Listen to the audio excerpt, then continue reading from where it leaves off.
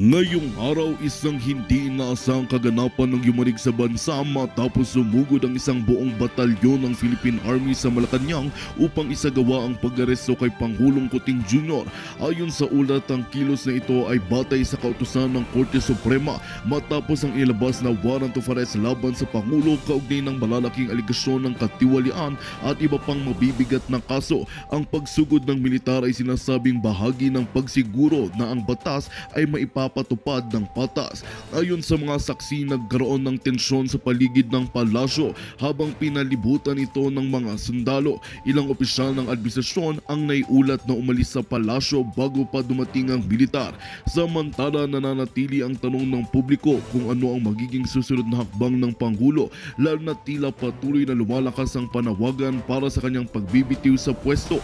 Ang pagkilos ng army ay nagbigay ng malaking napahayag sa sambayanan tungkol sa kanilang paninindigan laban sa katiwalian. Habang binabantayan ng buong bansa ang mga kaganapan, patuloy ang pagsusuri ng mga legal na proseso upang masiguro ng aksyong ito ay naaayon sa batas. Nananawagan ng mga eksperto at lider ng iba't ibang sektor para sa mapayapa at maayos na resolusyon sa isyong ito. Ang kinabukasan ng administrasyon at ng pamahalaan ay nakasalalay sa resulta ng makasaysayang araw na ito. At yan nga ang mga balitang ating abangan ngayong araw. Para sa mas marami pang makabuluhang balita at napapanahong impormasyon, huwag kalimutang mag-subscribe sa Pinas Balita. Sama-sama nating subaybayan ang mga susunod na isyu at maging bahagi ng pagbabago sa ating bayan.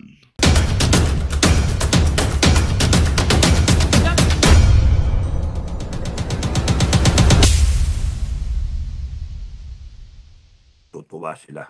Imagine. Bakit? Kasi nakikita ng CIA yung problema. Na kunwari itong Marcos, kampi-kampi ng Amerika. Na? Ngayon, bakit yung gobyerno, nandun yung komunista? Leplining. Ano yun? Bakit bibirahin mo si Inday Sara na 32 million ng boto, tapos kayong mga putang ina nyo sa Congress, 100,000, 300,000 ng boto nyo. Tapos ang yayaman ninyo. No? Bibirahin nyo yung 125 million na confidential fund. Mga kababayan, makinig kayo ha. 125 million. Oo, tama. Na kinakailangan malaman natin kung paano ginastos yung 125 million. Pero huwag kayong piling COA. May COA eh. May constitutional body. Ngayon, kung gusto nyo saklawin yung COA, sige, saklawin natin yung COA. Pero wag lang si Inday Sara. Wag lang si Inday. Office of the President, Congress, Senate, lahat yan na may confidential fund. Putay na, babanata na mahalaga malaman ng taong bayan kung paano ginastos yung pera. Harapin nyo ang taong bayan. Marcos, harapin nyo. Magtipon-tipon yung taong bayan. Ayan, sige, magpakita iglesia. Kasama pa yung ibang mga, KOJC, tsaka ibang sektor. Sige, sama-sama. Pumunta ka ron. Kung magaling ka talaga, pumunta ka doon. BBM. Dali mo ang security mo, dali mo lahat. Pumunta ka doon, harapin mo yung taong bayan. Number 1, anong masasabi mo sa hair follicle drug test? Pati kayo mga BBM na loyalista, punta kayo ron. Pinagmamalaki nyo, Presidente BBM. Sige, sabihin nyo sa kanya para matapos na ito. Magsisibil war tayo. Hindi nyo ba naintindihan? Okay na, signal ko eh. Kaya, kung titignan ninyo, pakialam itong politiko, mga politiko natin. Kaya bumabalik ako sa tanong ko, mga leader, nagbabalik ako doon sa tanong ko, no? Ano ang pananaw ninyo sa kinakalaban ninyo? Bongbong Marcos, Lisa Marcos, Tambaloslos, congressmen, senators. Anong pananaw ninyo? Are they the ones na the type of people na makikinig sa inyo? Or are they the ones, yung type ng tao na sasaktan kayo, sisirain kayo at ng PNP, supiling kayo?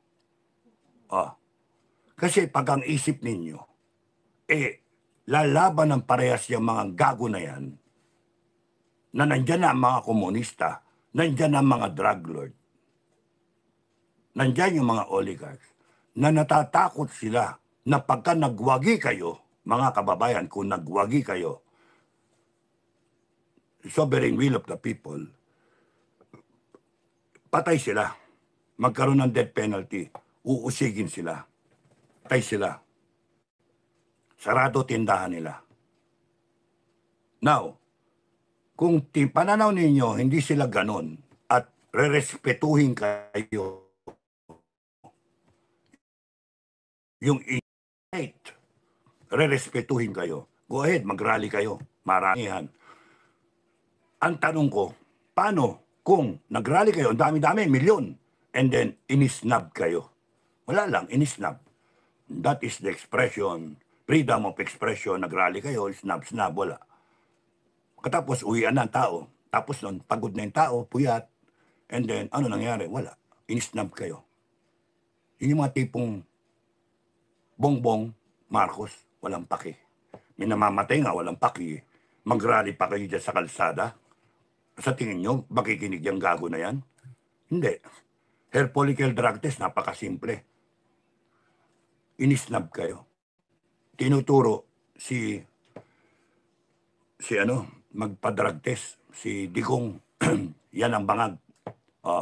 Vice President, nagpa-drug test. Si Pulong, nagpa-drug test. Ano ang ginawa? Nakinig ba? Wala. Walang nagpapadrug test sa kanila. Yan ang tabing kayo. Paano kung talagang dami-dami na? Yung mga tipo nila Tambaluslos at saka ni Lisa, yan ang tipo na gagamitin yung AAP at PNP para i-disperse kayo. Buong puwersa ng AAP at PNP nasasabihin na they are protecting the Constitution, upholding the Constitution, the rule of law. Putang ina mga yan.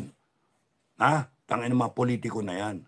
Matapos nilang nakawan kayo ng nakawan, matapos nilang babuyin lang mga ahensya at mga tao, matapos kayo sirain, at ngayon, hawak nila yung Armed Forces tsaka PNP. Pinapandar nila yung utak, no? Kleng-kleng bang-bang, na ang isip ng AAP, wow, nagawa namin yung trabaho namin. We are upholding the Constitution. We are implementing the rule of law. At kayo, panay kayong mga terorista. Kayo yung mga tinatawag na destabilizer. Kaya kinakailan supiling kayo. They are protecting the state. Puta, yan yung mga klaseng tao. But Armed Forces tsaka PNP, alam ko, hati na kayo. No? Kung may pag-asa kayong buo kayo, mas maganda. General Browner at General Marbil, ang laki ng problema nyo. Hindi ako may problema, kayo. Kayo may problema. Kasi kami wala na eh. Ang problema nyo, yung tao ninyo, nahahati. Kasi tignan nyo, nagpa-picture-picture taking kayo kasama si Tamba. Wala kayo statement. Pinakikita ninyo na binabayaran na kayo. Binabayaran yung mga general nyo. How do you think will the people, the sovereign people, will perceive yung actions ninyo? Ang mas malaga, how do you think will the men in ranks, yung mga unit ninyo, mga batalyon, mga brigada, mga air squadron ninyo, mga wing-wing ninyo, at yung mga lahat. How do you think will they perceive you? You are going to lose your command. I am telling you, you are going to lose your command because yung mga tao sa ilalim, ideal people, ideal officers, na may pamilya rin, nararamdaman nila yung galit ng tao. And here you are, pa-picture-picture kayo, ganyan-ganyan kayo. Puta na sa 350, pangako, parang binibili kayo, ginagago kayo ni Tamba. You will lose your command, your people. And kung di kayo natuto sa history natin, let me tell you, nandun kami. Ang dami naming mga retired, nandun kami. EDSA 1. Hindi lang yung mga civilian na tumayo na matatanda na ngayon. Na handa pa rin nilang ibuwis ang buhay nila. Yun yung problema nyo. Ang daming kumakausap sa akin, ang daming nagme-message, handa silang mamatay. Nakita nila yung fire, nakita nila yung spirit ng pagiging totoong Pilipino. Nakita nila nung nagsalita ako, yun yung problema ninyo. At dumadami kami, patayin nyo ko, wala, revolusyon na yan. Kasi nandyan na yung FGF eh. Tangina, tatakutin nyo pa ako, gago. Akala nyo matatakot ako. Magpahulog muna kayo ng buko sa ulo. Pagka nabuhay kayo, yun, may karapatan kayo. Nahamunin ako. Tangina yun. Magpasaksa kayo dito. Dito, saksak. No, tagusan hanggang dito. Yung mga nakakilala sa akin, yung mga nakausap ko, nahawakan nila yung sugat ko dito, yung peklat, no? Kung saan tumagos yung espada. No? Pasaksa kayo, kayong mga maghamon sa akin. No? Tignan ko yung tapang ninyo, kayo pa yung bumunod na ganyan. Tignan ko kung hindi kayo mahimatay. Paulog kayo ng buko sa ulo. 30 footer, 40 footer, no? Isang haba ng kawayan. Mga 4 stories na building. Ganun kataas. Hindi yun nyug ha. Buko. Tapat niya ito. Itong likod. Makakakita kayo ng bituin. Pagka nabuhay kayo ron, yun. May karapatan ka. Ang requirement ko yun. Kung may baril ka, ako, kutsilyo lang ako. Isang bala ka, kutsilyo ko. Pero yung, ang dami nyo sinasabi, pahulog ka na ng buko sa ulo. Tingnan natin. Live. Cover nyo, live. Para makita ko. No. Ang ina nyo, dami nyong salita. At kung sige-sige kayong magtapang-tapangan, no? Sorry na lang, sorry. Kasi markado na kayo eh. Yun yung hirap, maghamon kayo sa akin. You go out in the open, markado kayo. And kahit may takip yung mga mukha ninyo, at kahit hindi kayo maraming FGF na hinahanap kayo. Ay, pinipigil ko nga eh. Huwag niyong papatayin. Huwag niyong papatayin. Kasi gusto kong makaharap at makita ko yung tapang ng mga yan pagkakaharap ako eh. Pero habang may natitira pang buhay sa inyo, samahan nyo na yung pamilya nyo. Hayop kayo, tatapang ninyo, kala ninyo. Yan ang klase ng gobyerno meron tayo. Yan ang klase ng mga pinuno meron tayo. They corrupt people. They pay people to do evil things. To do bad things. To attain their objectives. Tatakutin ako, sisiraan ako para walang susunod sa akin. Ganun sila. Eto, let me tell you mga kababayan. Maganda sana. Nag-warning na ako sa inyo eh. Tamba. At kung sino man kayo mga konektado kay Tamba. Nag-warning. Give me a reason. Para hindi ko isipin na walang pag-asa na kayo. Revolutionary government talaga katapat nyo. People's revolution ang katapat nyo. Kung gusto nyo mag-away-away, civil war ang katapat nyo. Doon pupunte. Kasi nakokumbinsi na ako sa ginagawa nyo. Mabuti pa hindi na lang kayo nagpadala ng mga troll. Nagpadala ng mga vlogger na birahin ako ng birahin. Hamonin ako. Ay, kala nyo matatakot ako. Gago. May putay na mga gago kayo. Tignan ko tapang nyo. Buko. Buko challenge. Tignan natin. Paulo kayo ha. Live. Live. Pakita nyo ha. Sa mga follower nyo. Pero kinabukasan, handa na kayo ng kabaong ha. Kung mag-survive kayo doon. Tignan ko yung tapang nyo ha. Hamon-hamon kayo sa akin. Nang gago kayo. This is, you see the kind of what you are rallying against. Kayong mga kababayan na nagrarally, yung pinaglalaban ninyo. these are the people who will not fight you squarely. Tatraidorin kayo. And as I speak, meron na yan ng mga nag-aano sa akin, no? May mga nagkokontrata, may mga kontrata na no? Okay lang, may mga nagtatanong, maraming salamat dun sa mga kabagang ko, mga kasama ko dati, mga kaibigan, at kayong mga OFW na nagwo-worry para sa akin. Huwag kayong mag-alala, kaya kong pangalagaan yung sarili ko. At ang nag-aalaga sa akin talaga, God, no? Si God, Almighty God. We, the sovereign Filipino people, imploring the aid of Almighty God. Hindi lang ako, kayo rin. Ang nag-aalaga sa inyo, ang Diyos natin. Whether ikaw Muslim o ikaw Kristiyano, ginagabayan tayo ng Diyos natin. Kaya huwag kayong matatakot. Buo ang loob natin. Isa pa, mali ninyo. Rally, rally, rally. EDSA, EDSA, EDSA. What is the significance of EDSA? What is the significance? Kasi sir, ano yan sir? Symbolism ng struggles natin in history. And ito masasabi ko sa inyo, you still do not get it. People, you still do not get it.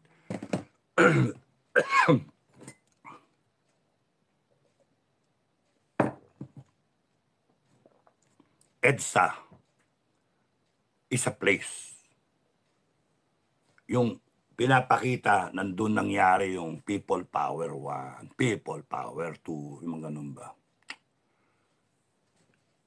You see, I'm more concerned, hindi doon sa venue eh. It's the struggle, it's the heart. Yung sama-sama mga Pilipino na tumayo at nilabanan ang opresyon, ang masamang gawain, and hindi kayang magbalandra ng track ang PNP. Hindi kayang harangan ng gobyerno ang puso ninyo. Nasa puso natin lahat yung fire ng EDSA. Wala sa shrine. Wala sa kalsada. You go there sa kalsada, nandito sa puso ninyo ang pakikibaka, ang pagsalita na sa puso ninyo, hindi kayang harangan ng trakyan. Kaya if you keep the fire burning sa inyo, mga kababayan, at marami kayo na ang iniisip ninyo that you are guided by God, protected by God, matatalo nyo yan. Kahit sino pa yan, Marcos, Lisa, Tambak, Congressman, NPA, droga, lahat yan, matatalo. Bakit? Because the sovereign will of the people ang pinakamataas, pangalawa sa power ng langit, power ng Diyos natin. And we admit to that. We, the sovereign Filipino people, imploring the aid of Almighty God. Sinabi natin lahat ng gusto nating mangyari. Yung unang paragraph ng Constitution, yung kaning kagustuhan natin, yun yung binigyan natin na hininga. Papel lang ang Constitution. Again, papel. EDSA shrine, lugar lang. What gives it meaning is tayo, mga taong bayan. The fire in us, the heart in us, yun nagkakaroon na meaning ang EDSA. Yung shrine. Yung Constitution, binigyan natin ng meaning. We do ordain and promulgate this Constitution. So, ano tong hangover sa EDSA? Hangover na, dyan magkita-kita and all that. Kahit saan lugar kayo magkita. Kahit saan lugar. It is the people, the heart of the people, the will of the people. Yun ang nagdadala, hindi yung lugar. Binabarikadahan nila, ang lit-lit ng lugar. Buwisit sa traffic. Sa totoo lang, buwisit sa traffic. Eh, maraming Pilipino walang pakialam eh. O, di ba? Eh, naka. Eh, kayo mga kaplano, ang isipin ninyo, eh, paano yung life support? Pupunta kayo sa isang lugar, pipilitan niyo EDSA. Sige, bahala kayo, pili niyo EDSA.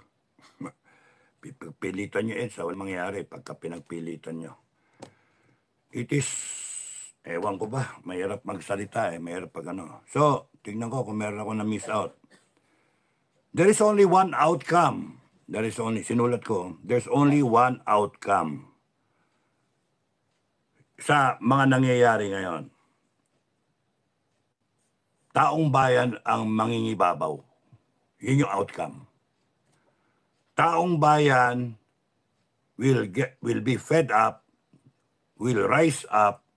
Wag sanang revolusyon, wag sanang civil war, pero kung umabot tayo doon sa civil war o revolusyon, kasalanan yan ng gobyerno. Bakit? Ayaw nyo pakinggan ng taong bayan. Marunong pa kayo sa taong bayan.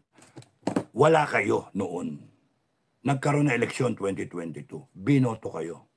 Ngayon, ayaw nyo pakinggan ng taong bayan. Napakasimple. Hinihingi ng taong bayan, issues, no? Sagutin nyo issues. Nagrarally sila matahimik. Anong ginagawa nyo?